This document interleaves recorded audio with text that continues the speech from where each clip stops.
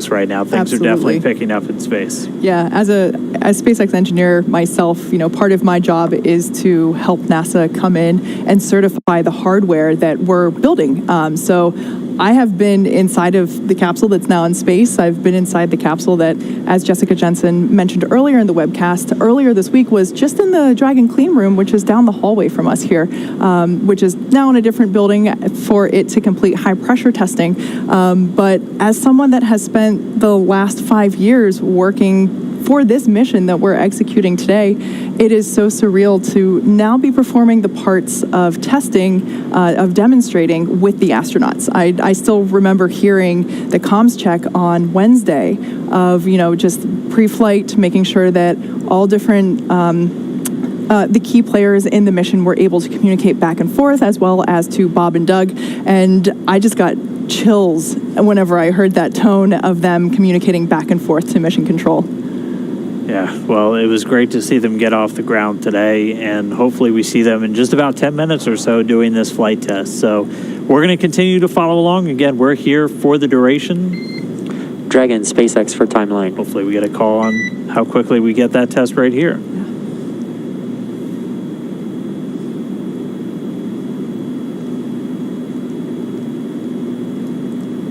Go ahead. Okay, just for awareness, we have the manual flight demonstration here in about 10 minutes. As soon as that is complete, you have your go to step into your meal 3, and just to be aware that the boost burn is at 2142. So those 3 events are going to be pretty close in succession.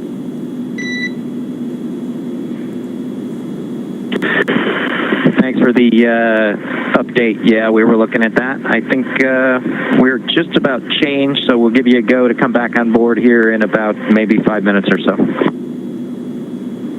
Copy that. We'll be standing by. And also, at your discretion, you can also de-stow the floater camera. And this is just prior to 2238.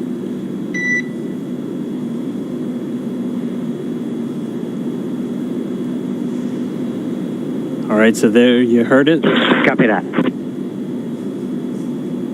Should be joining Bob and Doug back inside the Dragon capsule in about 5 minutes or so, and then we should be seeing that manual flight test in a little less than 10 minutes from now. The International Space Station right now is flying. Let's get a quick look at the ground track. It's flying over the Pacific Ocean just to the southwest of Mexico, about to swing out over the central part of the United States. At the time of launch, though, it was right over North Carolina and actually passed right over the Cape minutes before flight. And we were able to get a couple of images down from the current Expedition 63 commander, Chris Cassidy. This picture is of that pad, 39A, at the Kennedy Space Center with Bob and Doug still on the launch pad, the rocket still there, taken 2 minutes before the launch. That is incredible. And he was able to send a couple of them down. So eagle eye for Chris Cassidy to snap these. We literally just got these down, so we wanted to share them with everybody. But the space station was flying directly over at the time of launch. We're almost at an hour and a half since launch, and it's already almost gone around the entire planet. Again, it's about to cross over the United States in the next couple of minutes. So that's what they're chasing down, and that's where you can kind of start to appreciate why this might take so long. When something is moving that quickly around planet Earth, it's not as easy as just kind of getting in your car and going a couple of miles. It takes a lot of energy, which means a lot of fuel, which can mean a lot of time to catch up to another spacecraft already in orbit. Absolutely. And the fact that it is in orbit, the International Space Station in orbit around Earth, is really critical to understand there, because in reality, Bob and Doug are only going 250 miles up.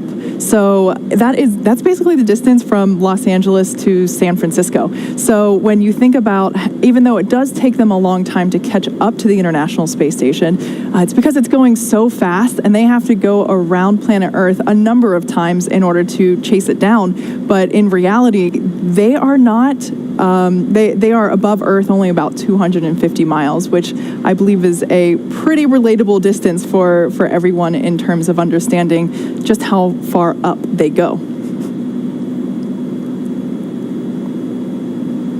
All All right, well, we are just about 6 minutes away from the start of that manual flight test. We'll hang out for a couple of minutes. Hopefully we see inside the capsule again shortly, and then we'll be joining Bob and Doug as they take the reins of Dragon for the very first time. Yeah, and we that timer for the suit drying, we should be getting confirmation of that.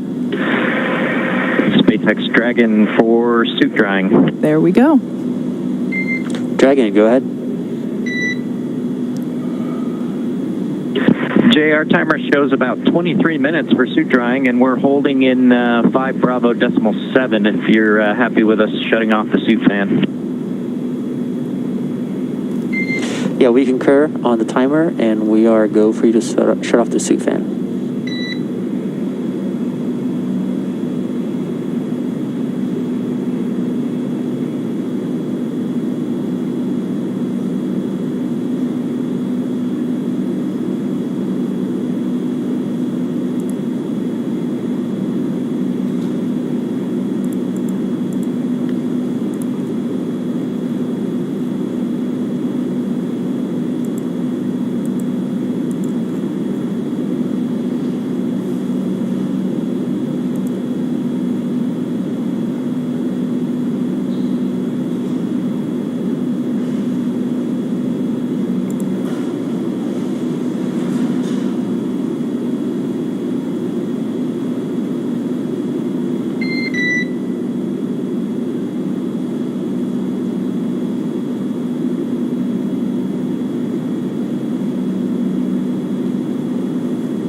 Should be just about 5 minutes or so from that manual flight test. Again, we're just standing by and hopefully getting those views back inside Dragon with Bob and Doug shortly. If you are just now joining us, we did launch successfully 3:22 p.m. Eastern time. So it was a flawless ride uphill. We got them right into their initial orbit. We've already done the first of our 5 major burns to get to the International Space Station, that phase burn being done successfully on time. We're standing by for the manual flight test coming up in the next couple of minutes. SpaceX Dragon, you guys are welcome back on board anytime. Copy all. Yeah, we'll be setting up for the manual piloting demo shortly. Okay, so that was Bob and Doug giving the okay for us to turn the cameras back on inside of Crew Dragon. And I did hear in one of the previous commands earlier that... and Jay, just a quick tag up, the detectors are all confirmed off OFF. Copy, confirmed off. I did hear earlier that they got the okay to unstow the floater cam. So maybe if we're lucky, we might get a little bit Bob and Doug. Fingers crossed. It's going to be incredible to see this flight test, though, because, I mean, imagine if you were in the cockpit of like an F-18 the first time somebody flew it or something. I mean, these are test pilots test piloting a spacecraft, and we're going to be looking right over their shoulder, and that's an incredible feel. Like, I'm really excited to see this and to just really be with them their whole flight up to space. They'll have this, and then we'll have another burn coming up in a little less than 50 minutes from now. That'll be the second one. Will be a boost burn to really raise up that orbit as they begin to chase down the International Space Station. Then for the rest of the day, the crew doesn't have a whole lot. They'll have their evening meal, which we'll go through in a little while, and then it'll be time for bed. They'll have about 8 hours scheduled for sleep, and then they'll be able to wake up tomorrow and do that final approach and docking to the International Space Station. So it's already been a long day for them. They've only got a few more things, and then they'll be able to kind of kick back and enjoy outer space for a little bit. Yeah. And like we said before, this far-field manual flight test that's coming up is the opportunity for them to is the opportunity for Bob and Doug to take manual control of the Dragon spacecraft, just to demonstrate that it is possible to do so in the event that they need to steer it themselves. This is a demonstration mission, so this far-field manual flight test is actually one of our big test objectives for this mission. So that'll be really exciting to see. But touching on the point that Dan said, which, by the way, that test should be coming up in a... And Dragon SpaceX, for awareness, we're back on board. Dragon copies. Welcome aboard. All right, so that was the confirmation that we should be getting camera views inside the cabin once again. And there we got them. So we can see they're looking at their touch screens, preparing for this manual test that will be coming up in about 30 seconds.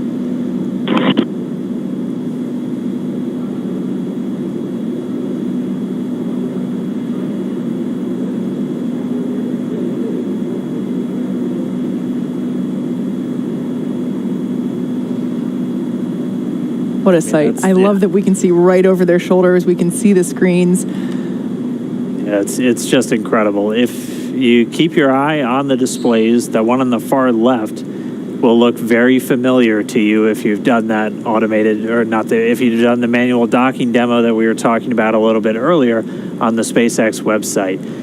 Doug Hurley's going to be at the physical controls, so he's going to be the one flying today. Dragon SpaceX, if you are ready, we're going to command far field pointing. Here we go.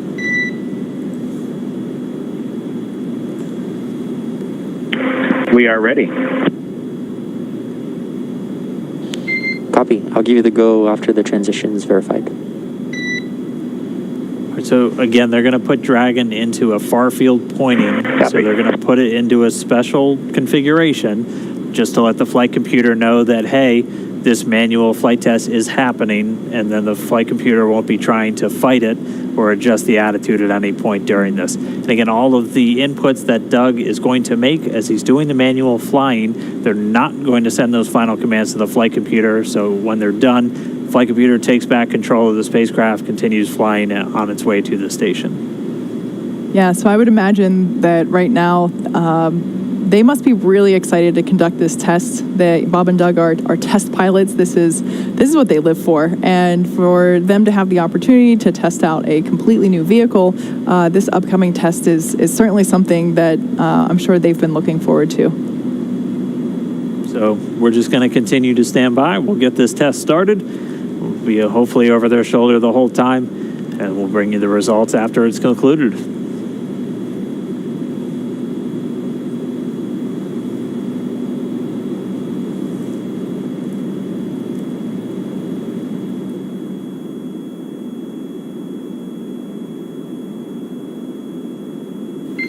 Okay, Dragon SpaceX, we'll see you in far field pointing. You are go to perform manual piloting test per 4.042, far field manual piloting. The test must be completed by 21:26.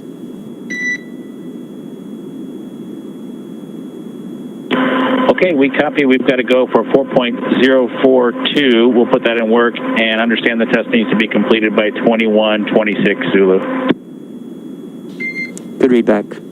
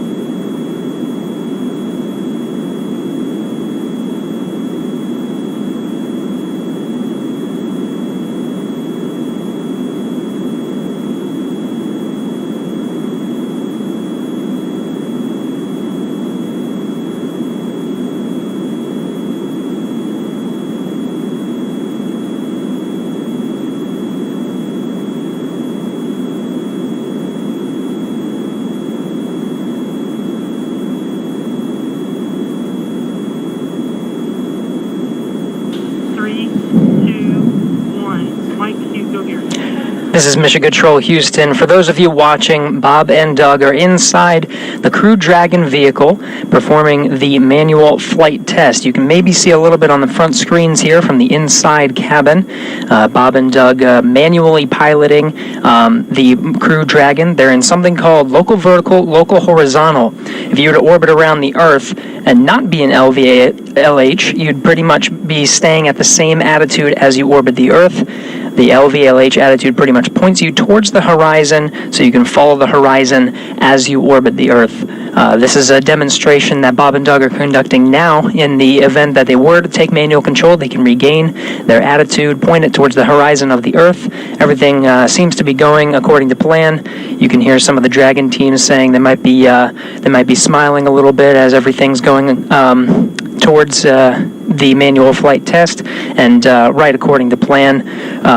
They had trained for this a lot on the ground in various simulations. Doing this manual test in orbit will give a nice relative perspective on how the Dragon performs in simulations versus the real thing. This is the first of two manual flight tests, the first one being a far-field demonstration pointing toward the horizon of the Earth. It's called far-field because it's far from the International Space Station. There's one more called the near-field, and it's, you guessed it, close to the International Space Station. Dragon will point its way towards the International Space Station and perform a manual flight test, essentially changing its orientation in various axes, X, Y, and Z, and making sure that control is as expected.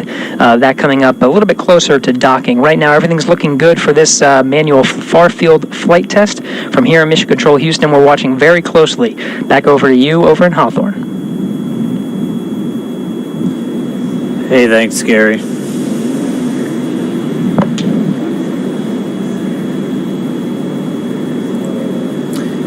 Hey, thanks, Gary. Yeah, they are still going through that manual flight test. Again, this is their very first time to be at the controls of Dragon.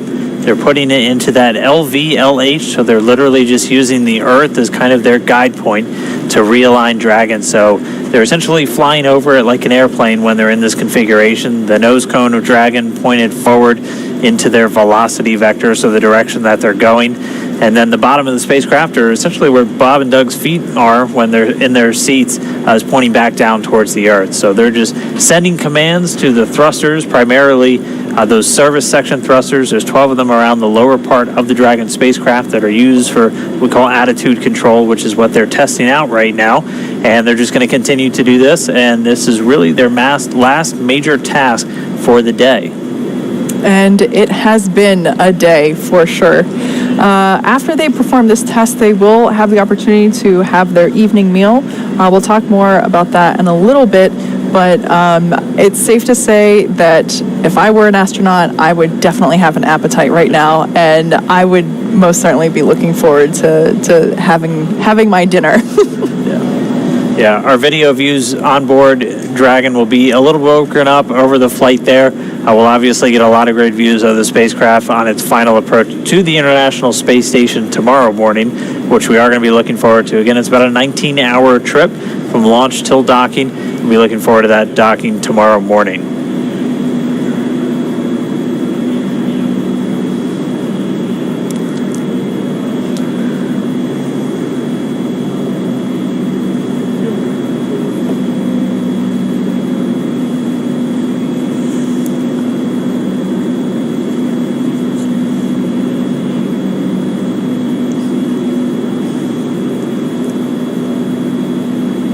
Something to note, we will be staying on air for the entire time until Bob and Doug hop on the International Space Station. So I know that this will certainly be setting a personal record in terms of longest webcast that I've participated in.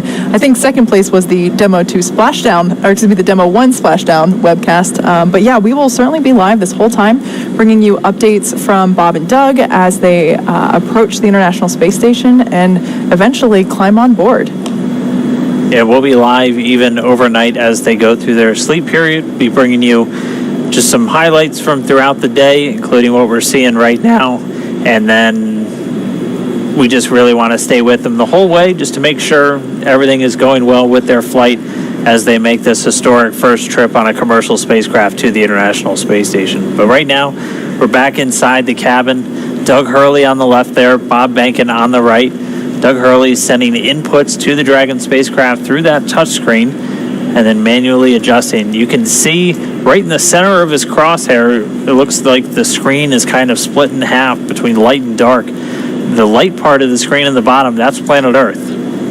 And SpaceX Dragon for 4.042. We see ourselves down through step 2.6. We'll have some comments on the thermal camera blanking out during the maneuver, which was different from training. But other than that, we think we're ready to move on to section 3.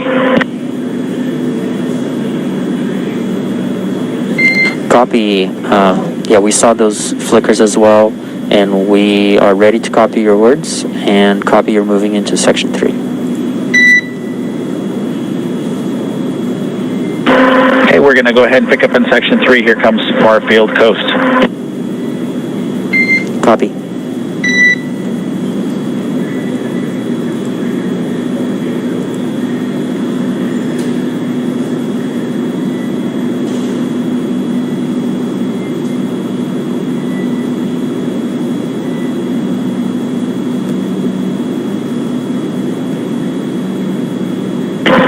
And we're down to 3.4, SpaceX. We're ready for you to command back to far wait.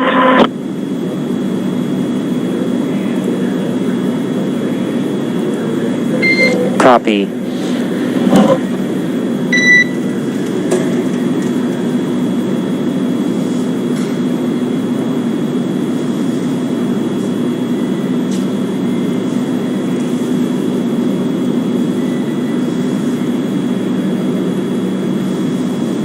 And Dragon SpaceX for this place. Go ahead. Yeah, this is to mitigate a risk for a benign command being sent. We'd like you to go to audio settings from the display you use for manual piloting and adjust the gain setting for seat 1 or 4.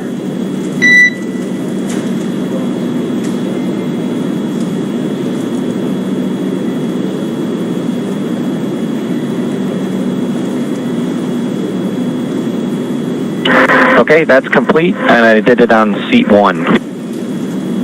Copy.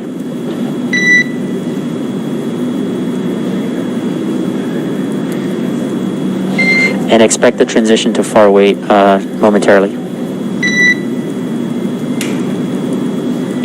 Okay, copy that.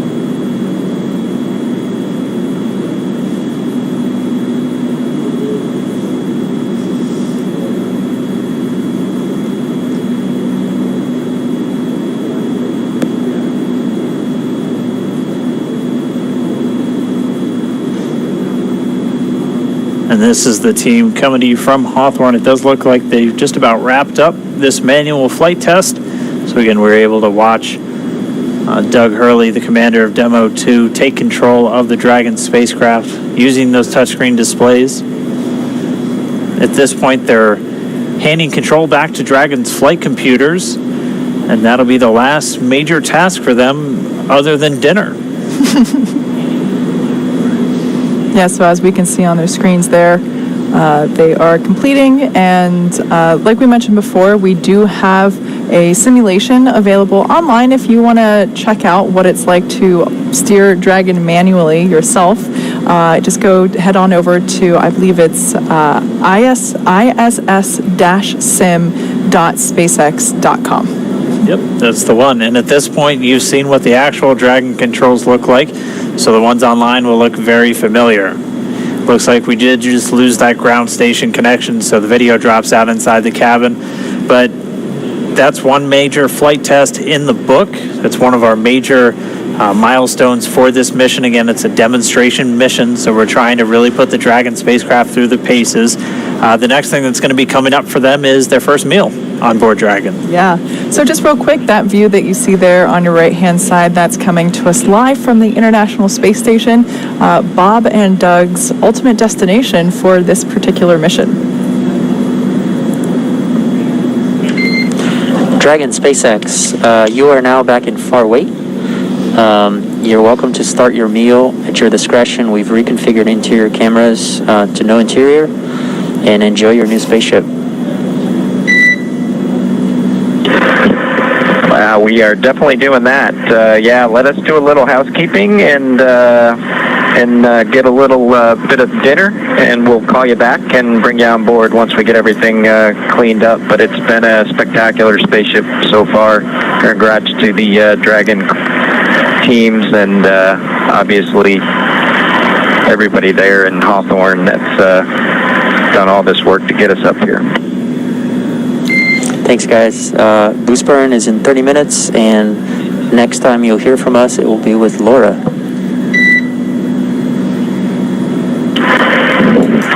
Just like to say thanks to you, Jay, and Jason, and the whole Ascent team. It was quite a ride. We'll certainly tell you about it when we have a little debrief on board station. And yeah, everybody go home and one thing, just kind of remember this moment. It's been pretty incredible, and you guys have a great night.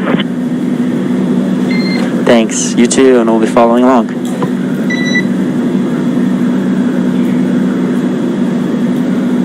So what we heard there, a little bit of back and forth between mission controllers here in Hawthorne, behind me, and Bob and Doug chasing down the International Space Station. We had confirmation that Farfield went well and that the capsule was put back into its autopilot, essentially. So they will now be starting up their evening meal.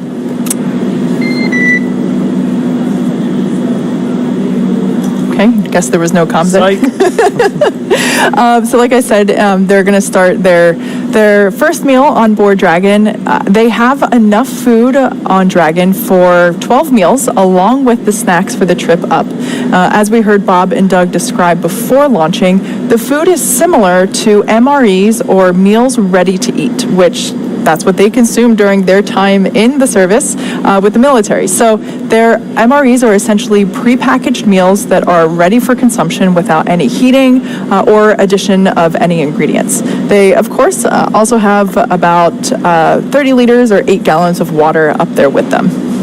Yeah, it's just the food to kind of get them to the space station. Once they arrive on board, all of their food is waiting for them, and they'll be enjoying the same menu that long-duration crew members have on board. It has quite a bit of variety, and it's a lot of thermostabilized or dehydrated foods or irradiated foods, so really just made to be shelf stable, so have a really long shelf life.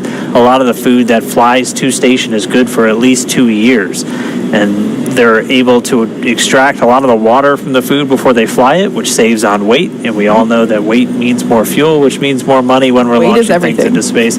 Weight is everything.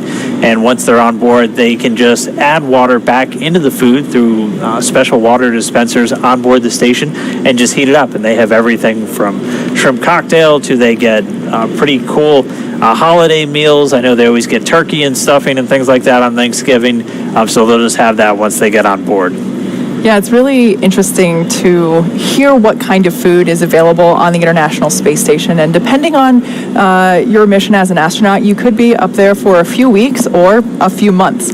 So it's safe to say that I can certainly appreciate the excitement we see on their faces when they open up a Cargo Dragon mission that has fresh oranges, because that isn't really a standard option available to them. So it's pretty awesome that we're able to send them treats like that, that puts it into perspective in terms of what is available and what space food actually entails. It's not all just dehydrated ice cream, although I am a sucker for dehydrated ice cream. Yeah, coincidentally, the biggest thing that they usually look forward to is ice cream flying up in some of the cold packs on spacecraft like the Cargo Dragon. So always a treat for them. We haven't heard if they're bringing up any special treats for Chris and their Russian crew members, but I'm sure, again, we'll follow along the crew members on their social media, and we absolutely encourage you to do so. Both Bob and Doug are on Twitter, and you can go check them out and follow their entire mission throughout and just see what they're doing in space every single day. Yeah, they're also both on Instagram. And I have found that their posts have been really interesting over the last few days. I got a chuckle when I saw Doug post the breakfast steak and eggs. I always wondered what they would be eating the day of, and what really fascinated me was that NASA has plates. I was not expecting there to be a NASA plate being served to them, and I just thought that was a nice little insight into their life as preparing for Demo 2. Yeah, the meatball's everywhere right now. It's everywhere. I personally, I'm a big fan of The Worm. I'm certainly with my co-host Lauren Lyons on Team Worm there from the earlier webcast. Just real quick, we have a tweet that we would like to share with you all. Proud to yield the title of the last commander of an American-launched spacecraft to @AstroDoug, who with @AstroBenkin has returned U.S. to space from KSC after 3,252 days. Well done at Commercial Crew and SpaceX. Yeah, and of course, so that tweet comes from Chris Ferguson. He was the commander of the very last shuttle mission, STS-135, which Doug Hurley was his crewmate and his pilot for. Mm-hmm. Chris Ferguson works with our other commercial crew provider, Boeing, and he's been instrumental in the development of their Starliner, and will be on the first Starliner mission to carry people along with NASA astronauts Mike Fink and Nicole Mann. So really cool. It's really just kind of a big spaceflight family. We all like it when each other succeed, and so it's really great to see those words from him. Yeah, absolutely. So, like we said, the crew will be coming up to their evening meal. Like we mentioned before, they are MREs, or meals ready to eat, which is what Bob and Doug both would have consumed while they were serving in the military. So they would be pretty familiar with this. I associate MREs with kind of like camping food, your granola bars, the things that you can just pull out of your backpack and eat on the way. No water added, no temperature changing, just straight out of the package. So yeah, that's about what they should be doing now. As we are, let's get a quick check. We're approaching the T+2 hour mark here in a few minutes. So gosh, I can't believe that we lifted off 2 hours ago practically. Time has flown and stayed still all at the same time. Yeah, it definitely doesn't feel like it. In addition to that meal, though, the other major milestone we're going to be looking for is the second of our 5 burns to get to the International Space Station. It's going to be the boost burn. That's coming up at about 2:42 p.m. Pacific time, or in about 22 minutes or a little bit more. So we're going to be looking out for that. We're going to be following each of these burns as they happen, as those are really the critical mile markers essentially on the flight to the International Space Station. After a calculated amount of time based off of our orbital data, they're going to do this boost burn, and that's going to raise Dragon's orbit to just about 10 kilometers lower than the station itself. A little while after that, they're going to do what's called the close co-elliptic burn, and that's going to place Dragon on an orbit roughly co-elliptic with the station. That just means we're maintaining a constant altitude, or an orbit roughly 10 kilometers below the station itself. Exactly. The boost burn is targeted to start at 12:43 a.m. Pacific, and will last a little more than 7.5 minutes. After this burn, Bob and Doug will be in an orbit that at Dragon's apogee, or the highest point, will be just 10 kilometers beneath the station. We'll have just 3 major burns after that left to complete, before we get to the integrated operations and Dragon's final approach to the International Space Station. Yeah, so really exciting, things going really smoothly so far. We were spoiled with a really beautiful launch and a ride uphill, Dragon being carried into orbit by that Falcon 9 rocket. We've already completed our first successful burn, and that was the phase burn, which was just about an hour ago. It was completed successfully at 1:16 p.m. over here on the West Coast. The manual far field flight test, so Bob and Doug taking control of Dragon, Doug Hurley at the controls, changing Dragon's attitude or its pointing to put it in a very specific orientation, done successfully. And right now the crew stepping into that evening meal, and we're just going to continue to count down until we get that next boon, the boost burn. I've been talking for way too long. You must be very tired at this point. Very amped up still.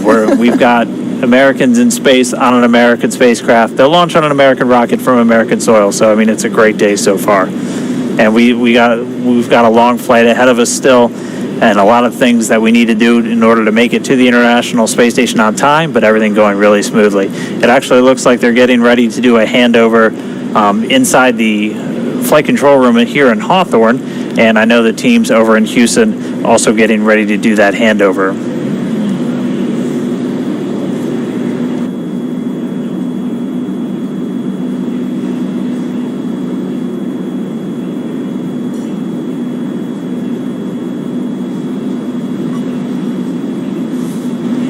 And then on this ground track, we do just want to point out for you how to see where Dragon is. You can see it pretty much right in the center of your screen over the very northern part of Africa, the small circle with the Dragon capsule in it. So we'll continue to have this up throughout the flight just so you can help track where Bob and Doug are over planet Earth at any given time. And pretty soon they'll be lining up pretty closely with the space station itself, which right now is a couple hundred miles ahead of them. It's actually already over the northern part of Africa, crossing just over the eastern part of Libya, about to swing over the corner of Egypt, and then out over the Sudan. Yeah, depending on where you are as you're following along with our journey this afternoon or this evening, depending on your location tonight, if you spot that it might be in your area, take a walk outside and see if you can glimpse it. The International Space Station is, surprising to most people, it's actually really quite visible to the naked eye. If you're in the right place at the right time, and the sunlight is reflecting off of these solar arrays. If you're super lucky, you might even be able to catch a glimpse of Dragon following it. Like we said, Dragon is chasing down the International Space Station, and on previous instances for Dragon cargo missions, I have been able to see Dragon chasing the International Space Station, and it's pretty darn cool. Yeah, it's always a surreal feeling to look up and know that there are people. Mm-hmm. That's one of the magical things about when you see the space station flying overhead. There are people on that thing, and now you might be able to look up. It'll probably be hard with the Crew Dragon because they don't have the large solar arrays able to reflect light, but we'll be getting some really spectacular views of Dragon as they make that final approach tomorrow morning.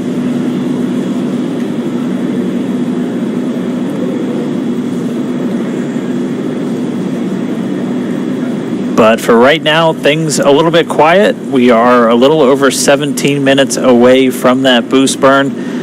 The crew on board, Bob and Doug, moving into their evening meal. And we might have a little bit of chatter between them and the ground over the next couple of hours. They are scheduled to go to sleep, though, wrapping up a pretty long day in a few hours.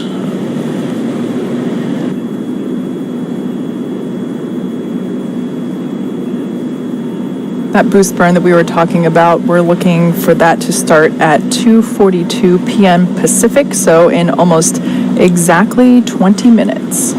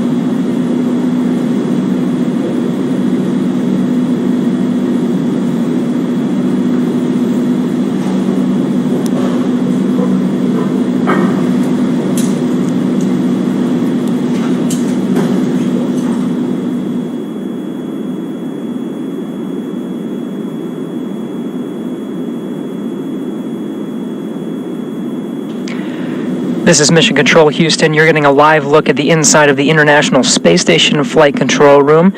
You were just hearing over from Hawthorne that the teams there are about to enter into a handover. We're going to do the same here in Houston from the International Space Station Flight Control Room. That is one of 3 operational rooms that we're going to be using throughout the flight of the Dragon. Now, because of COVID-19, we actually opened up all 3 operational rooms to control the flight of the International Space Station with the ultimate goal of ending up right back here in Ficker 1 for docking. Very shortly, we'll be handing over to the blue flight control room. Last time maybe you have seen this room was during the flight of Exploration Flight Test 1, or EFT-1, the first test flight of Orion back in 2014. The teams here will hand over to the blue flight control room, then to the white, and we'll end up back here for the docking of Dragon with the same team you see here, led by Flight Director Zeb Scoville.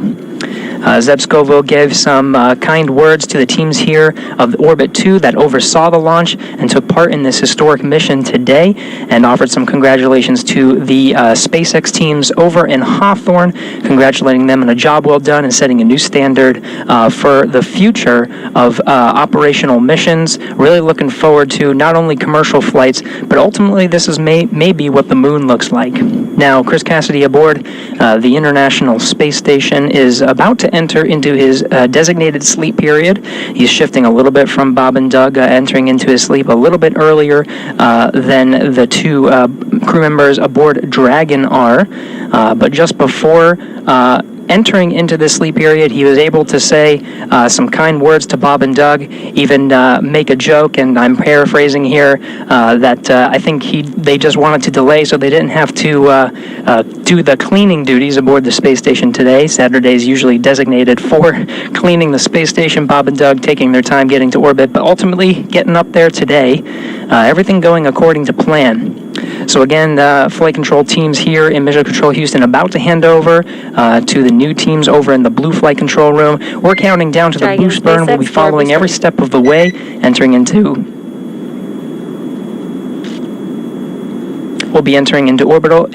joint operations here soon. Laura, before that it boost is burn, I'll toss it back over to outstanding Hawthorne. to hear your voice from space. How are you today? I am doing wonderfully. I am so happy to be talking to you guys today.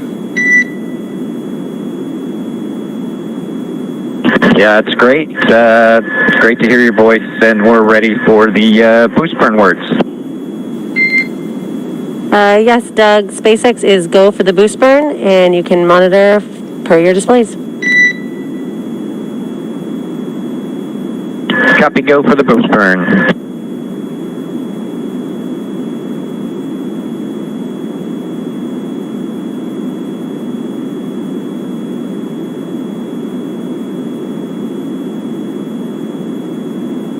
And Laura from Dragon, it's great to be. We're with you on 2. Hey Josh, any expectation of changes to the timeline tomorrow, or what's on board we think is pretty solid? Doug from SpaceX, are you still with us? And Chris, as far as we know, we got you loud and clear. We had a temporary LOS for a Tidris handover. Can we have your words one more time? Yeah, it's just great to be talking to you and Chris and the whole team as we work our way towards our first bedtime in space. Yeah, we are looking forward to that. We'll talk about the rest of the timeline in between the next 2 burns, and we'd also like to tag up quickly on the media event in between those burns when we're complete with this first one. That sounds good.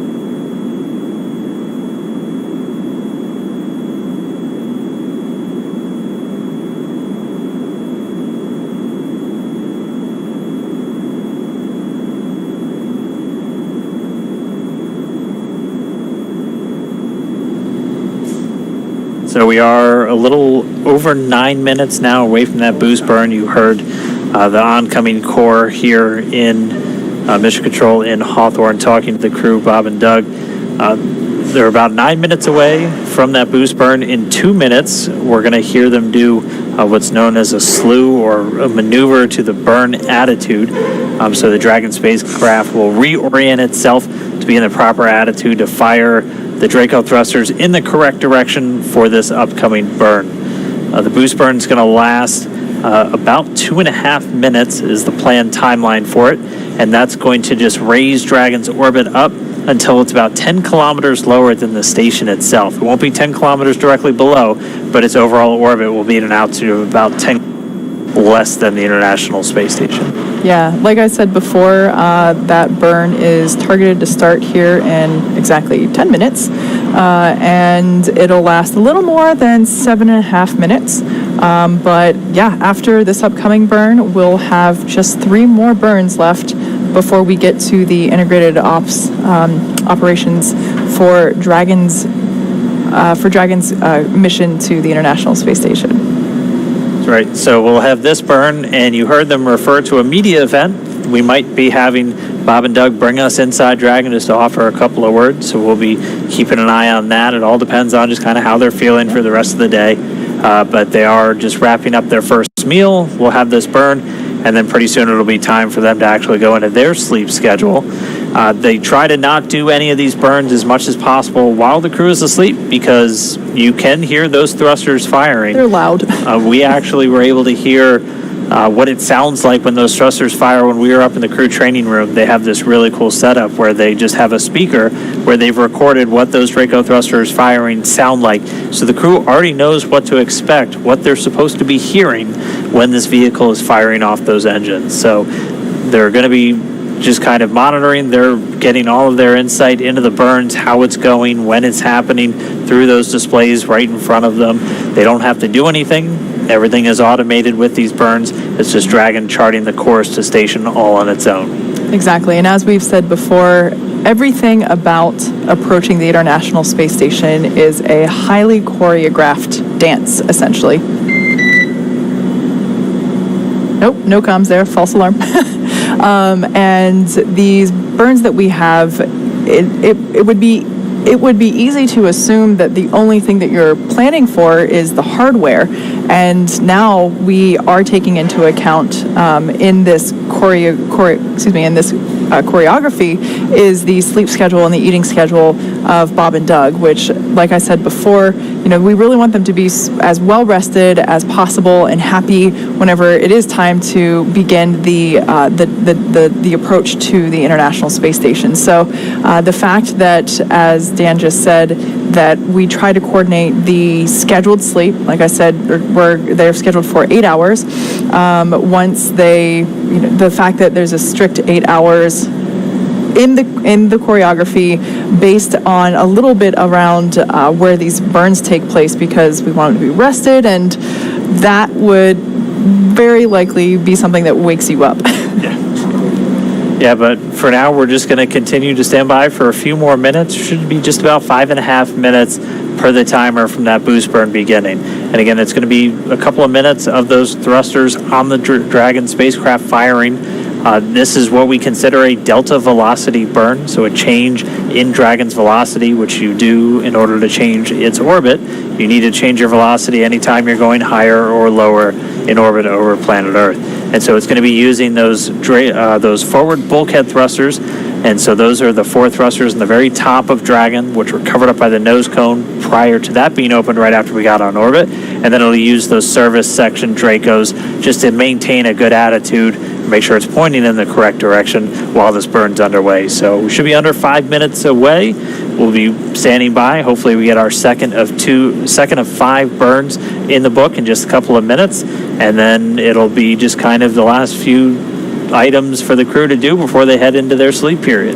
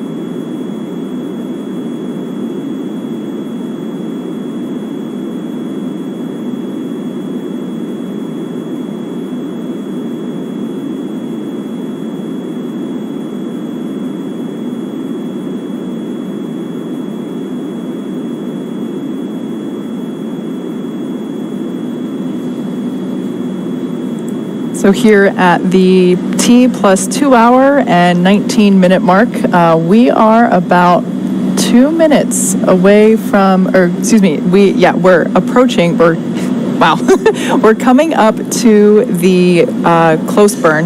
And like I said before, that will take place for a few minutes.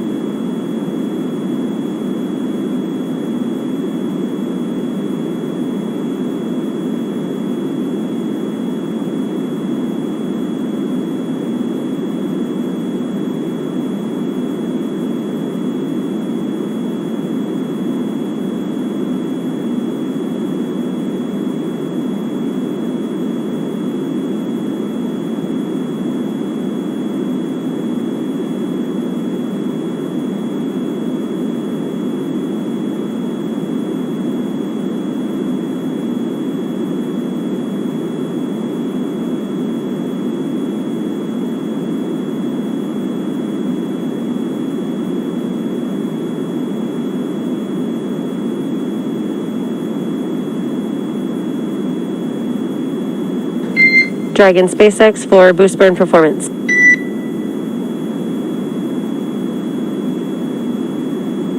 Go ahead. Yeah, Doug, the boost burn is complete and was nominal.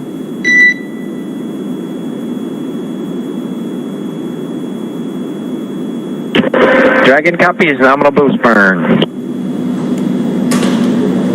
And Doug, just a quick question for you. Wanted to know if you guys were ready for us to come back on board.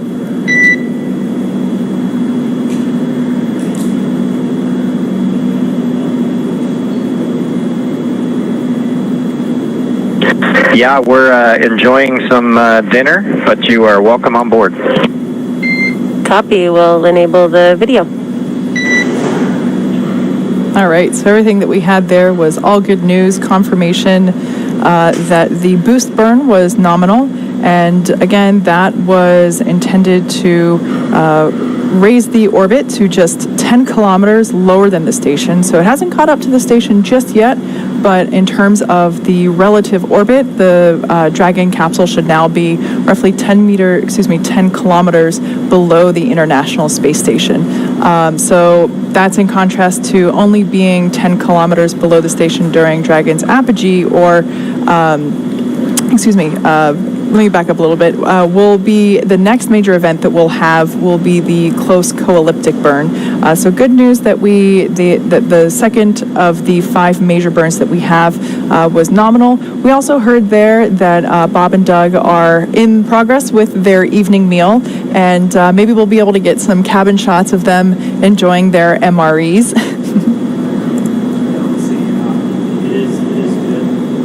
Actually, I don't know if people can hear me right now. My microphone died for a little while there. I'm sorry, everybody, but yeah, so we're two of the burns down, that phase burn and that boost burn complete. The next one coming up, as Kate was saying, that close co-elliptic burn, and that's really just going to round out our orbit. So right now we have a pretty significant disparity between the apogee and the perigee, so the highest point, the lowest point of our orbit. That close co-elliptic burn is just going to round it out, so we're pretty much on a constant altitude below the International Space Station. That'll be 10 kilometers. So 2 out of 5 down, everything continuing to go really smoothly. Bob and Doug sound like they're enjoying their new spacecraft quite a bit. They're in their meal. We should hopefully we're calling it a media event, but they might be able to bring us on board using one of the floating cameras inside just to say hey to everybody watching. So we hope you do stick around. We'll get some more live looks with Bob and Doug inside, and then it'll be pretty much time for them to go to sleep. So they'll have an 8-hour sleep schedule. We're going to be live with you the entire way. We'll be showing you some highlights throughout the day of everything that's unfolded up until this point, and then just giving a look ahead of what to expect when they wake up tomorrow morning and it's time to dock to the International Space Station. Yeah, as Dan mentioned, the close burn will be the next major event that we have coming up after the crew finishes their evening meal. That's going to be happening around 3:25 p.m. Pacific, and we're hoping that just a couple minutes after that burn completes that we might be able to get some views with Bob and Doug. Maybe get a little tour of their new spaceship up there as it is chasing down the International Space Station.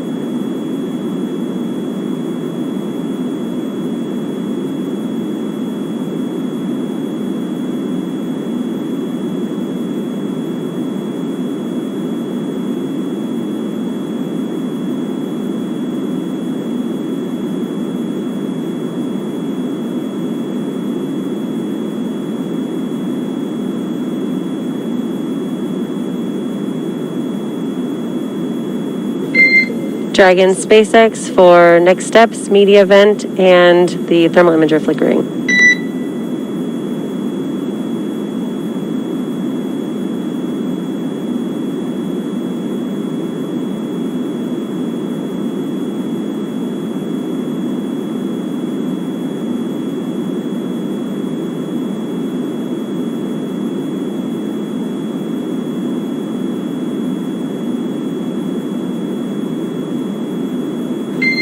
Dragon SpaceX for next steps.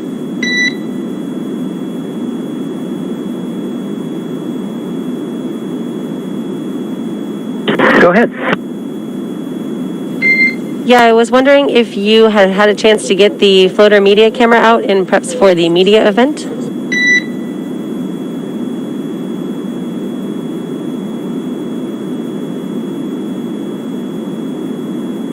No, we haven't yet, but we can certainly put that in work if you guys want us to. Yeah, Doug, if you could grab that and put it somewhere that is on a non-interference basis, we'd like to do a checkout of it, possibly over the next ground station pass.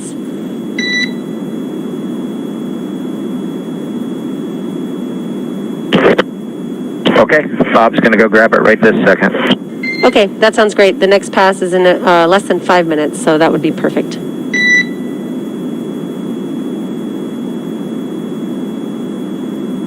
And Doug, in addition, I've got some words for you on the thermal imager flickering that you saw during the manual piloting, if you are ready for that.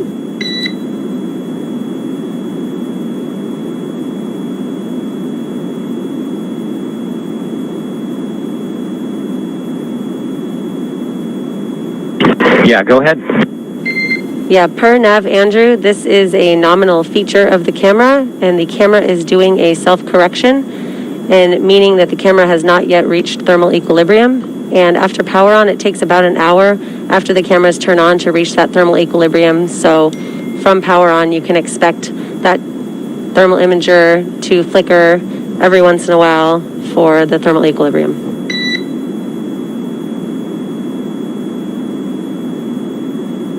Okay, that all sounds good. And Doug, when you're ready, the media event PDF, I'd like to talk to you about which steps you want to complete on the media event timeline.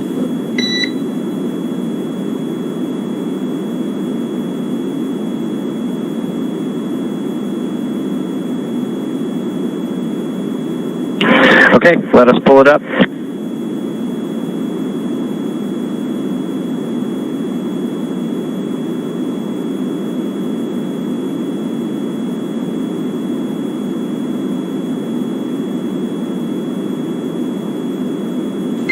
And Doug, just want to make sure this is on a non-interference Okay, basis. Laura, we've got it pulled up. Okay, copy. If you want to delay talking about this, we can delay talking about it if you want to finish your meal.